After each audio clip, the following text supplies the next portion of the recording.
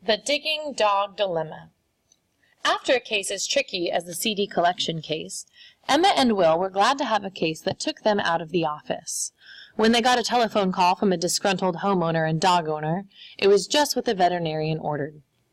"My name is Miss Bowser. I live at 14 Pecan Place. My next-door neighbor is driving me nuts," she complained.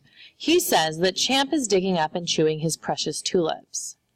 While Will was wondering who Champ might be, Miss Bowser continued, "I know my Champ. He would never touch that man's tulips or any of his old flowers. Besides, Champ is always tied by a rope to a post in the center of my backyard. It's a long rope. It limits the area in which he can play to 1,000 square feet. But don't feel sorry for Champ. He's got room to romp. And that room does not include stupid old tulips." Will knew he needed more information. "What is the shape of your backyard, Miss Bowser?" he asked. "It's flat."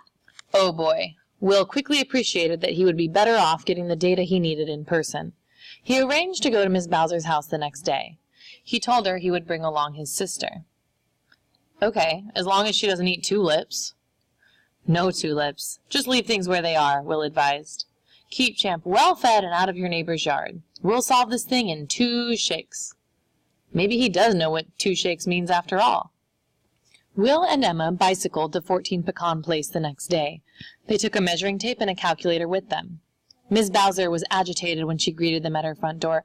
"That monster did it again. He accused Champ of chomping. He yelled at him, and now my poor baby is sulking.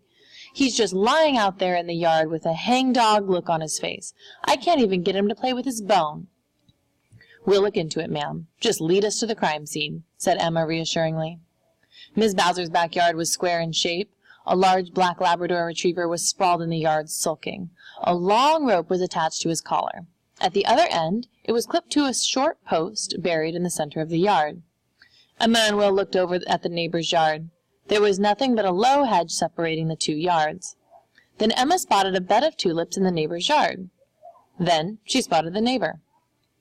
"That mangy mud is ruining my flowers. I'm going to build a wall 10 feet high, then dig a wide moat on my side. That's what I'm going to do, and then I'm going to send her the bill," he exclaimed, pointing at a steaming Miss Bowser. "Hold your horses there, partner," Will replied. "Give us a minute to look into this business." He paused to think and then continued.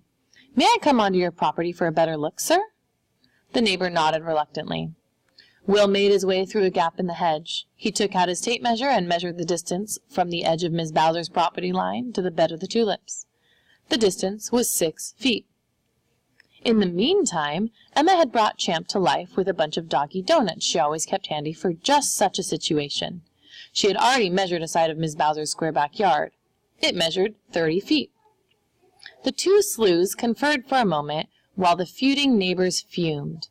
Then Will announced their findings to the neighbor. He spoke loudly enough for Miss Bowser and Champ to hear. "It seems that somebody or something is chewing up your tulips, sir. They are indeed a mess. But Champ here is certainly not your culprit," he said. How did Emma and Will reach that conclusion?